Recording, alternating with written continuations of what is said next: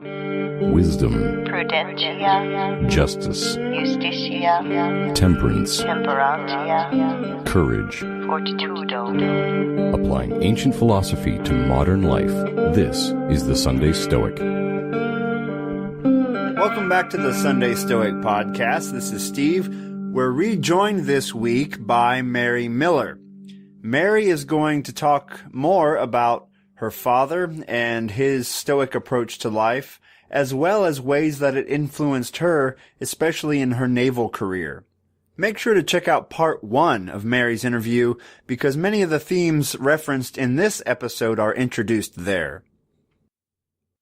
Are you familiar with James Stockdale's Oh my writings? gosh, yes. The Stockdale Paradox and his address to the Naval Academy.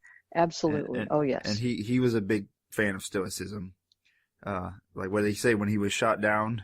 He said, "I'm leaving the land of technology and entering the land of Epictetus." Yes, that's I right. believe, and so you don't have to be in that situation to face brainwashing. It's just turn on the television, right? Oh my gosh, yeah. You want this product. You need this product. This will make you happy. And I think Stoicism gives us a way to put a barrier up between us and that noise. Right. And to be find our internal compass and to figure out what makes us us and what do we need to do to remain ourselves in this crazy world we live in. Right. That's the difference between what do you do for a living, what is your craft, and who are you? In other words, what kind of person? And you've got to constantly be choosing what kind of person you are. What you do determines your day-to-day actions, determines what kind of person you are in many, many ways. And people tend to look at their own intentions, but they look at others' actions. And when somebody comes back and says, "What about your actions? Do your actions add up to what kind of person you say you are?" People look at their intentions and they explain what they do with their intentions, but they look at other people and all they see is what the other person does. And so they judge people by what they do. And at some level, if you're going to be responsible for yourself, you have to judge yourself by what you do, not just your intentions. You have to look at what you do. And apparently this is like basic Stoicism, but Dad taught that to me from when we're sitting in the old Chevrolet station wagon, and I'm in the passenger seat. I got my seatbelt on. We're going out to look for a sailplane part or something, and we're at a stop sign, and crossing in front of us in the crosswalk is this couple, a man and a woman, who are just kissy face all over each other, hanging on each other, hugging, and I could barely see over the dashboard. I was so little. And I said, "Yuck." I mean, there weren't car seats back then, right? I was belted in. Right. So, but Dad would always belt me in, right? Always seatbelt. Well, so I could barely that's see. Safer than what some of us had, just riding in the back window or something. Oh, there's that. Yeah, oh, man. Oh, geez. Anyway, so I look up and I see this, and after less than 2 or 3 seconds worth of seeing what was going on, I went, "Yuck." And they went on by, and Dad said, "Okay, well, I want you to remember that you just said yuck, because when you get older, your feelings may change about doing stuff like that. And what you need to always remember, no matter what, if you look at somebody and you see them and they're doing something that you say yuck, but then you look at yourself and you see you're doing the same thing and you think it's okay because you're doing it because you think you've got a reason, you just remember forever, no matter how grown up you are, if it's yuck for them, it's yuck for you." And I just... That's simple and incredibly powerful at the same time, right? Oh, yeah. And I just stared straight ahead. I remember that. I was contemplating. And I remember he's driving along and he looks over and he said, "Do you understand that?" And I said, "Yes, sir." And he said, "What do you understand?" I said, "If it's yuck for them, it's yuck for me." He said, "That's right." So now I have not raised my own children. I have helped raise other people's children. But if there was ever an effective style of parenting with a kid that's paying attention, that was effective. The thing is, I didn't learn Stoicism as a discipline. I learned it literally at my father's knee as he was teaching me with the lessons I was already learning in life. Sort of an adapted Stoicism to a young kid in the modern era at the time. That's pretty amazing.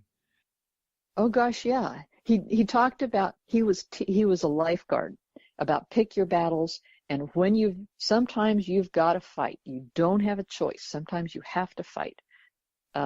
Marcus Aurelius talked about this. He said sometimes a battle is required, and Dad talked about it where like there had been a fight at school, and I tried to stay out of it, and it came to me, and I didn't want to fight because back then they said little girls who fight aren't nice. If you fight, you're not nice. And personally, I wanted to take something and beat a couple of kids to death with it, but they were bullying. It was wrong. They were bullying, and the bullying blew up, and it came to me, and I tried to negotiate, and I ended up getting kicked around a bit. But Dad said every now and then you must fight, but use your mind. And and he gave me an example. He had been lifeguarding up in Minnesota. So on the 4th of July, they open the pools and they close them the next day, apparently. It's a very cold summer. But he was lifeguarding, and he didn't get a choice because he was new in lifeguarding. And so he was a lifeguard in a rough section of town. And he didn't have a car, so he was walking home. So he's walking home, and he gets surrounded by these 3 kids that said that they're going to, give me your money kind of thing. And the 3 kids were bigger than he was. And Dad had a towel with him, but he was pretty much just walking home in a swimsuit, right? So this was not a fun time. And what he said was, you've got to think strategy. Here's what I did. I knew in my head that I was going to get beat up bad, but I also knew that bullies are cowards. And so what I did was I acted like I wasn't afraid, and I started talking loud. And I said to all of them, I said, okay, you guys might beat me up, and you guys might take my money, but at least one of you is going to the hospital. Which one of you is it going to be? It's going to be you? And he said he took a step to the guy, and he stepped back, and then he said he turned to the other. Are you going to the hospital today? Are both of you going to the hospital today? And he got loud and kept turning around to the different guys that were bothering him until adults came over and stopped it or something. But he said he may have gone to the hospital, but he was willing to do that so long as he let them know that he was going to hand them whatever he could in the way of pain for them threatening them, and he might buy enough time to attract a crowd. Right. Because in general, crowds are good people, in general. And so that has done me so incredibly well because, for example, part of my time in the Navy, I was working in dry docks. There were no women officers in dry docks. There were men officers in dry docks. And I was getting sent to overhauls that were very badly behind schedule, places where, and in a management sense, I would say they were throwing me in as a sacrifice because if it failed, they'd just, write my fitness report, she's inadequate, and no important person would get hurt by that bad overhaul. But if I managed to salvage it, it'd be a win. All the admirals would be happy, and they'd high five, and then I'd be sent off to somewhere else. So the stuff that happened in dry docks, by the time a overhaul is 6 months behind, especially like a nuclear submarine, you added up to roughly $1 million a day in a dry dock. And at a 18-month overhaul, that's umpty $1 million, and you divide it out, it's about $1 million a day. And when it's 6 months overdue, you say it's celebrating its second birthday, then you've got a very badly hemorrhaging money overhaul. It's behind schedule. They can't find a critical path. All the good people who want a career are gone. they've evaporated, right? And so you're left with people who are either true believers or they're so bad at what they do that they can't find any other job, or they're basically criminals. And, it's a mix of sailors and civilians and contractors. And then I get thrown in. And there were times when we'd be in a meeting and they'd start yelling at me. And I realized that at that point, they had just introduced me as if I was center stage. And my visibility, everybody was just kind of gasping like, oh my gosh, what's that girl going to do? And they were all guys, right? They had never seen how a woman, because I had authority, but only if they would acknowledge it, right? I mean, just because you're wearing it on your collar doesn't mean you've earned it.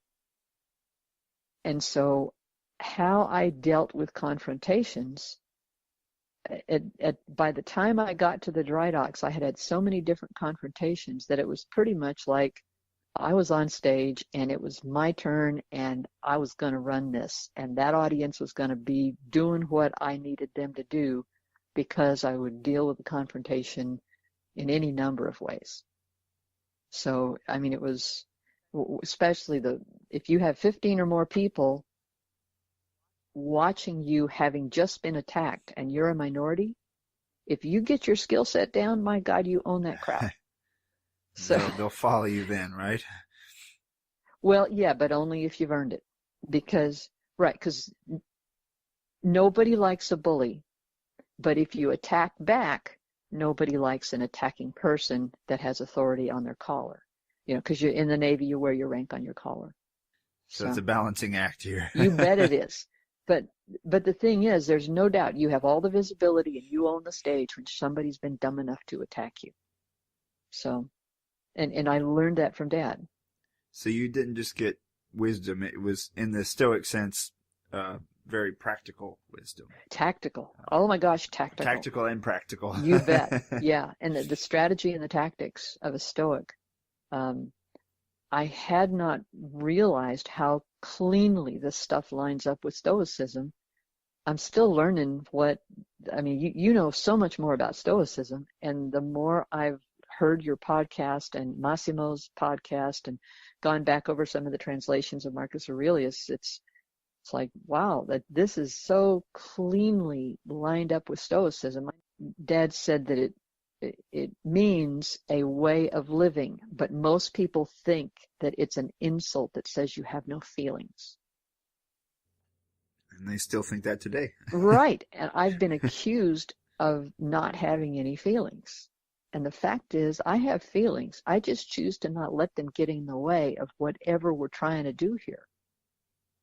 And usually when people accuse you of not having feelings, they're hiding the fact that they have failed to do what they need to do, and they want to try and drag you down. And you have to address it on both levels. Yes, I have feelings, but how much you're entitled to see them will only matter if you will get off of your duff and get the work done that you need to get done and be accountable. And if you can't do that, whether or not I have feelings is not relevant. You don't belong on this team if you can't carry your weight. It's obvious that your dad's advice helped to make you become the person you are today, and the Stoicism and other advice he gave you made you very resilient, and you had an excellent career, it sounds like. I was in the nuclear Navy, and I ended up working also in the Nuclear Regulatory Commission. I worked with the Department of Energy facilities. And when it came to nuclear safety, with me, there's no negotiation. We deal first on point with nuclear safety, then we talk about anything else. And when I saw something that wasn't quite right, it would upset a lot of people. And sometimes it's because I didn't understand it fully, and I may have retracted, but usually it was because I did understand it and I wasn't going to stand by and watch this go on without throwing a flag at it. And what I ended up figuring out was I really didn't care if they fired me, and because I can go find another job. It's okay. I'm an engineer.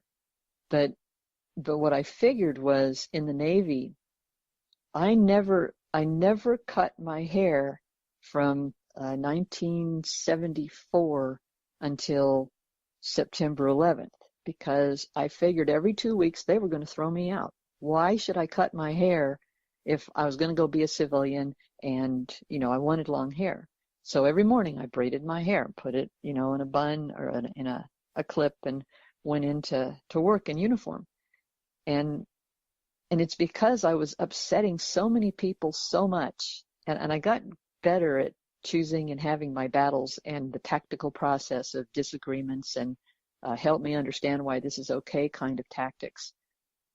But literally, I expected to be thrown out of the Navy every 2 weeks. And I put up with braiding my hair. And once September 11th happened, I looked back and realized I had been in the Navy over 25 years. Nobody had thrown me out. And they're activating me. I had orders to 3 different places in different parts of the country all at once. And I said, okay, which set of orders do you want me to comply with? And they said, well, ma'am, do all 3. We just don't have anybody else to do this stuff. It's like, great. Wow. Okay. I'll just divide into thirds here. That's right. And things were a little crazy, but at that point I said, okay, I think I'll cut my hair. They're not going to throw me out anytime soon. So they obviously need me. Right. At this point, I'm a market of one. I was very disappointed to be taken out of flight and put in submarines.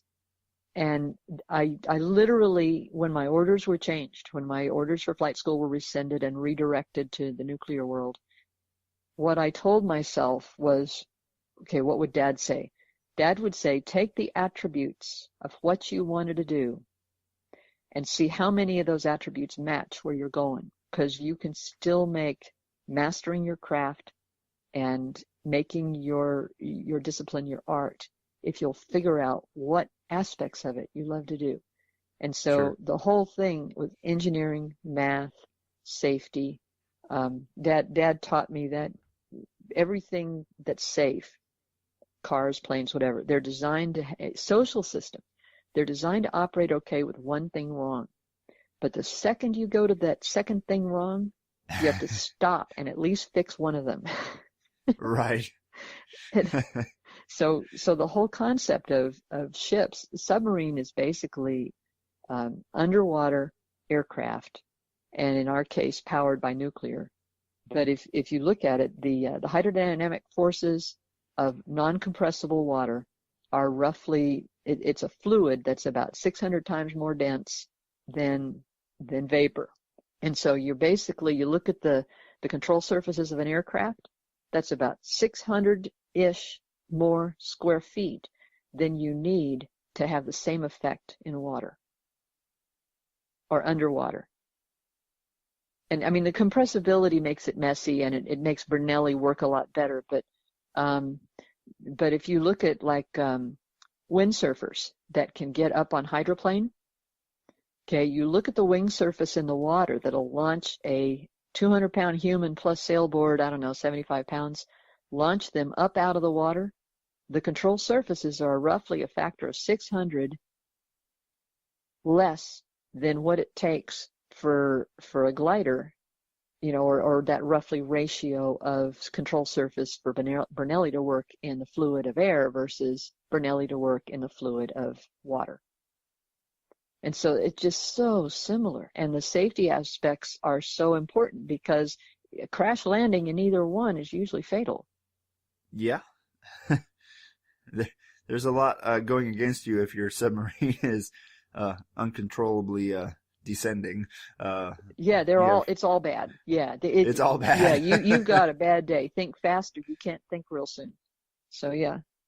And so the crews are operators. They are literally, and the nuclear power plants on land today do the same kind of crew mechanics and even use some of the same trainers and training methods as big aircraft crews, submarine crews, and nuclear power plant crews. There's so much is important of being able to speak up if something isn't quite right and mastering your craft in your area and knowing how the interfaces are so nothing falls between the gaps.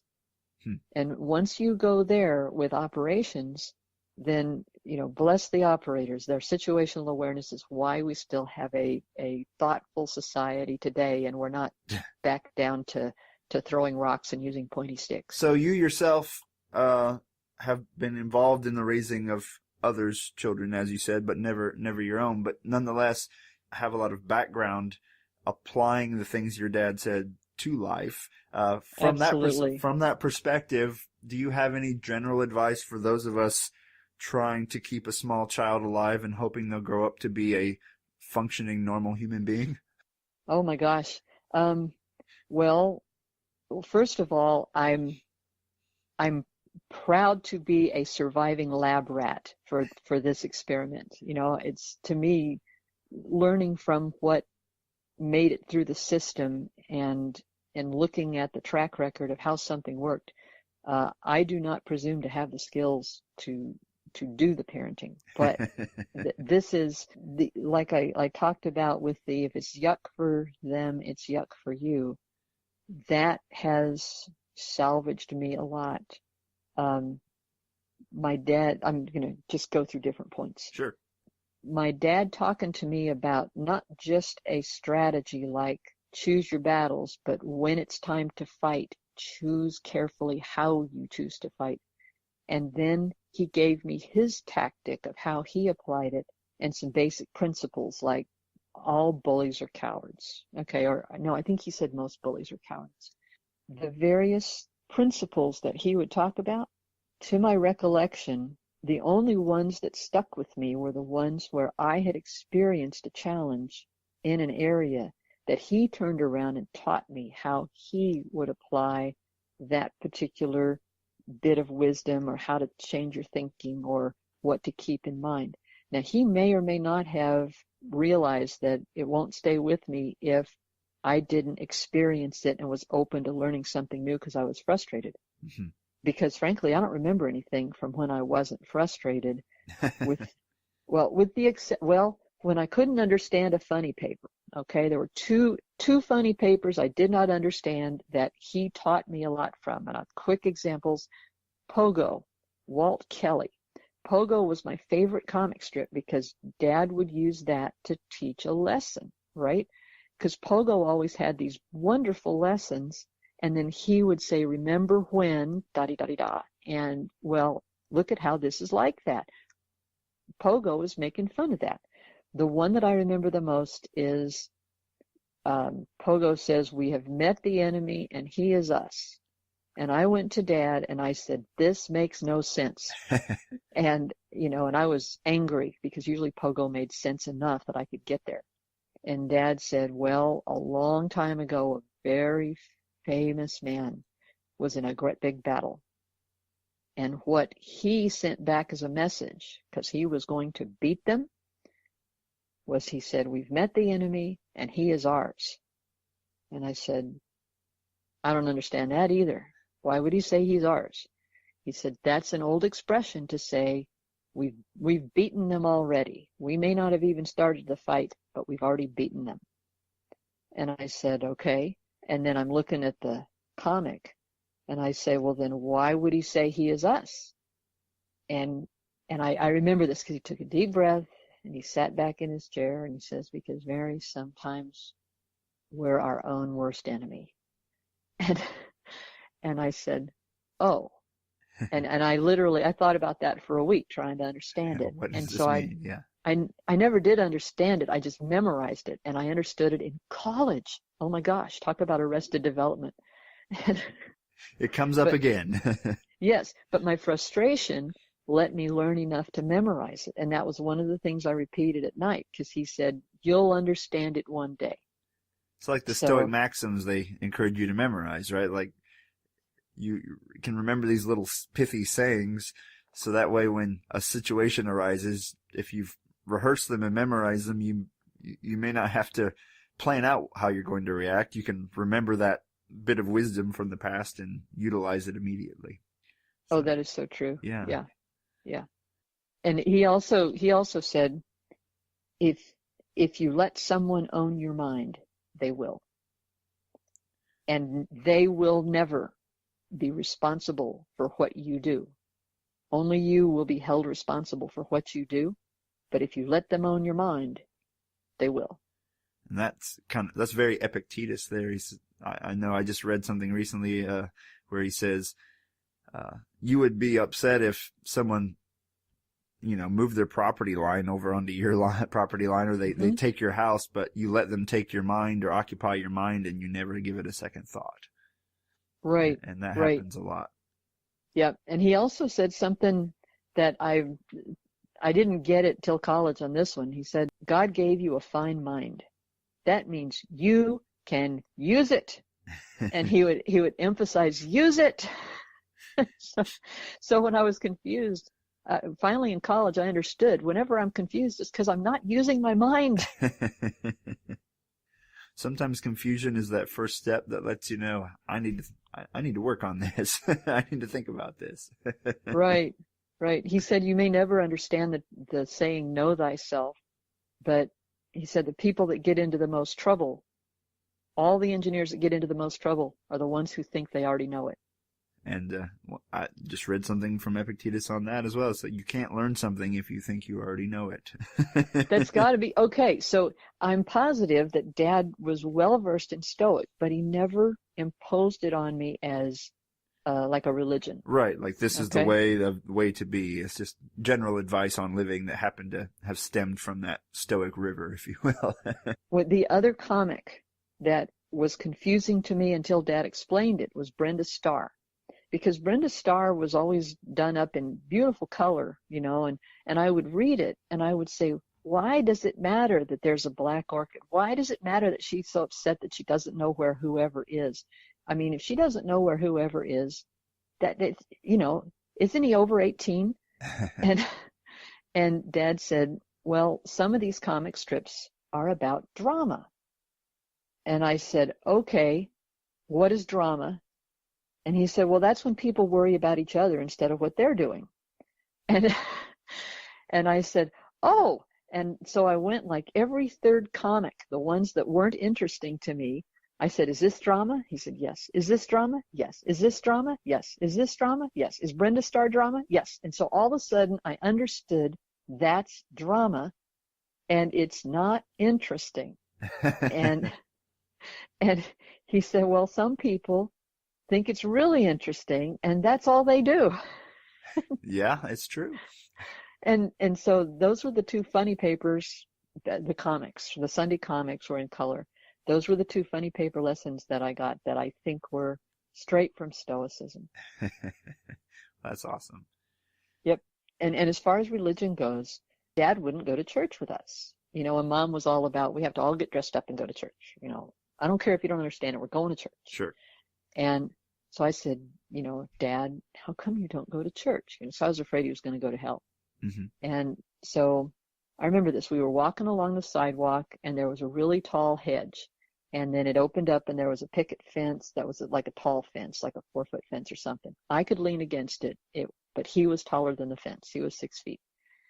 And so he stopped, and he stopped. He leaned back against the fence, and so did I. And he looked up at the sky, and he looked all around, and he said, Mary, God is so much bigger and smarter and wiser and more powerful than any of us poor, stupid humans can figure out. And most of that stuff that goes on in religion isn't about how big, how powerful, and how incredible everything in the universe is. Most of it's about a bunch of smart guys that figured out how to keep people together, surviving, healthy, and not going to war with each other. And that's what most of it's about. Now, more people have died because of religion saying that it's okay to kill the other guy. That doesn't mean that every now and then you shouldn't kill the other guy. It depends on what the other guy is doing, not on what the other guy thinks God is. And the only dumb thing we can do is pretend that we know enough about God to say something about who God is. God knows that we're just poor, stupid humans. We got to quit worrying about deciding who God is. God already knows who God is. We need to know who we are. That's deep and powerful, and kind of the Stoic view of God and the universe, kind of a deistic view as well, in a way, that God does Oh, God does his yeah, thing, or yeah, her thing, or their thing, or whatever you want to call God. But yeah, yep. And I get home and mom's all into the trappings of religion. And at that point, I started paying attention that school wasn't just the only place people were trying to brainwash me. I was getting brainwashing in religion. And so I started reading the Bible. Oh, and this was terrible because by then Dad had been tossed out of the house and I'd read the Bible many times and I knew it, right? sure. And so I went to Catholic school, and one day the teacher got up to teach religion class and she said something and I just started laughing. And she said, "Why are you laughing?" I said, "Because Jesus wasn't that stupid." So I had to sit in the hall for a while. But, again, and I told myself, well, pick that battle wrong, you know. Right. But it was such a relief to sit in the hall and not listen to stuff that was basically helping people survive instead of really saying who God is, and we need to be worrying about what we're doing more than how God is judging some other poor soul who's doing their best. Right. So, and it doesn't mean that I think all religion's wrong or anything, but there's a lot of people that just take religion too far. I grew up as a Catholic altar boy, so I'm familiar. Oh my gosh, yeah. And you know what irritated me? They wouldn't let girls be altar boys, and dadgummit those monsters. Most of the guys in my class were little monsters, and many of them grew up to be decent men, but at that age, yeah. oh my gosh, and at the point where I was towing the line on responsible behavior, I thought, Jesus isn't this stupid. This is the church. Well, they do now, Mary. So Yeah, except Nebraska. except Did you know? really in Nebraska they don't. That's right. In Nebraska, Diocese of Nebraska has decided that girls have no business serving on the altar. Wow. And at the point where, in many points in my life, I've had a calling to ministry. And I've realized that I look around me and it's like God's dropped me right into my ministry. I can do more good where I am, for people's souls and ability to look at their lives and take responsible, thoughtful action and make it safe for them to grow into better people. Because a lot of times, I was tossed in where people had given up all hope on a project, and so I was tossed in as the one who was responsible, which was perfect because I had just the right amount of adult supervision, and so I could succeed or fail on my own, and the people around me, all they needed was room to be the best of whoever they could be, and if I could give that to them, they could usually salvage the project. And that is a form of ministry to be able to provide that, right? Oh gosh, yeah. I mean, professional safety, emotional safety, and when you find that person who is sabotaging everybody, take the authority to either put them in the brig or get them out of the Navy or get them fired. And most people will not make a decision to remove a person from a group when they're toxic. Yeah. And it's like, if I spend all my time getting rid of that toxic person, that means the rest of my team can make progress. So, I mean, a lot of times they can do it themselves. If I can just corner this toxic person and get them to either clean it up or get out. A lot of people would find that the most unpleasant part of any job is having to terminate someone or. Yeah, and it has cost me because they've gone somewhere and then messed up my reputation of character assassination or whatever. But I figure, well, there's only, I don't know how many, there's 7.5 billion people on Earth. Right. They can only do so much damage, and there are other people who will give me a chance to do whatever I can do to serve whatever the mission is. And you just have to be careful what mission you line up with. Well, Mary, any further advice for parents out there? Real world practical advice, using things like cartoons or comics, the lessons, and tying it into a greater philosophy. It sounds like your dad was good at that. Yeah, it was that spectrum of recognizing a principle and then having seen how Dad put it into practice, then how can I put it into practice as best I can my way that I can execute on. And there's something else that's, kind of baffled me with children, and, both when I was a child looking at the kids around me and as I've been growing up and working with other kids. All kids are operating at a different level, but depending on who they surround themselves with, they will allow themselves to be dumbed down or smartened up depending on who they hang with. And you're known by the company you keep. Somebody said that. One of the things Dad had said was, when you choose who to be with, be very careful, because sometimes people will choose you. And when people choose you, that isn't always good. You may think it's popular, but sometimes you need to look hard at, are you choosing them or are they choosing you? Because you look at these other kids, because they chose to be with these friends, that means that nobody can help them. Somebody will talk to them, but they won't listen because they're with their friends who keep telling them brainwashing things. And so if you look at social media and all that right now, there's more brainwashing going on than ever. And teaching a kid that their mind has to be protected so they can own it, as opposed to whatever all the messages are, that to me is as an adult, you've got power to keep kids away from situations that basically have them abdicate their brain. And I mean, you don't want to be suppressing thought, but you also don't want to be allowing a child to go to the path of least resistance. Don't throw them to the wolves. They will. Yeah. Yes, they will. Because everybody out there who's a bully is marketing for a victim. Mm-hmm. And it sounds like step one of being a parent that applies a lot of this practical wisdom is the parent themselves has to model that behavior. You can't just live a different life than you're teaching. Your child is watching how you live, not just what you say. Right, and I'll tell you the saddest lesson that I picked up from Dad's behavior was he tolerated a lot of bad behavior by my mom. Throwing things, yelling at him, stuff like that. I think in the name of being peaceful and calm and a good example. But at some point, there needed to be some limits set on bad behavior.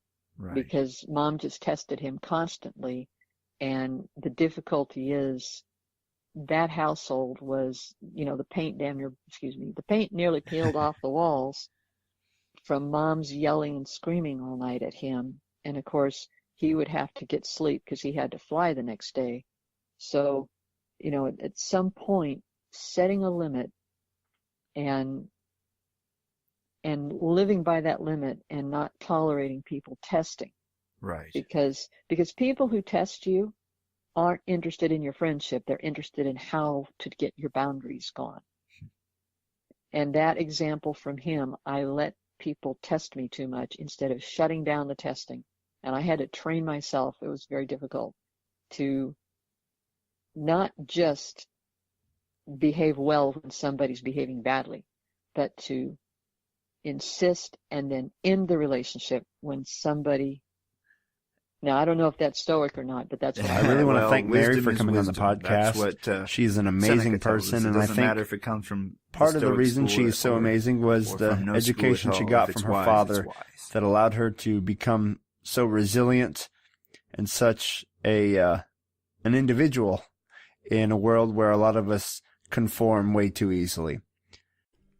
Thank you for listening to The Sunday Stoic. If you enjoyed the show, please subscribe, rate, and review The Sunday Stoic on iTunes. Become a member of the Sunday Stoic team, earn rewards, and be an integral part of the show by becoming a patron at www.patreon.com/SundayStoic. Contact the show by emailing sundaystoic@gmail.com or by leaving a voicemail at 501-503-3132. To find out more, visit www.sundaystoicpodcast.com. And as Steve always says, carpe diem.